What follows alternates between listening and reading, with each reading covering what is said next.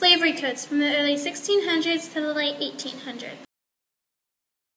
Slave codes were created in Britain in the early 1600s. They were then brought over to Southern America and was adopted by all southern states. Slave codes were meant to keep slaves in line and to protect their masters. Slave codes were laws that slaves were required to follow, but slaves resisted. Slave codes contained work hours and punishments that were supposed to be given. The codes also contained how masters were supposed to treat their slaves, but also found a way to resist. Overall, the slave codes controlled every aspect of the slave's life. The Louisiana Slave Code of 1824 includes slaves are not allowed to carry weapons, slaves are not allowed to have an education, and more importantly, the slave is entirely subject to the will of his master.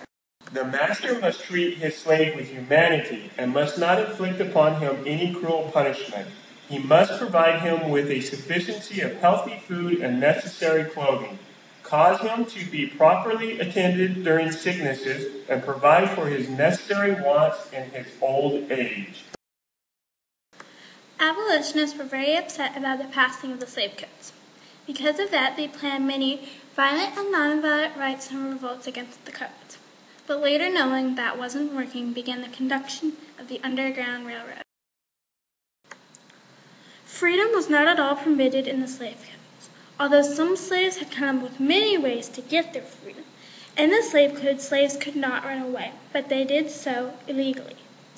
One that was recommended was buying their freedom, but this happened on a rare occasion.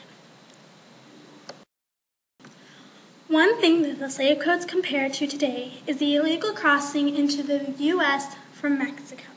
This problem is like crossing from the north to the south in the slave codes because they are both illegal. When the Fugitive Slaves Act was introduced to the public, some parts of the slave codes were forgotten. Other parts of the slave codes became tighter, such as the section for runaway slaves and freedom, for whites did not want to make the same mistake as before on runaway slaves.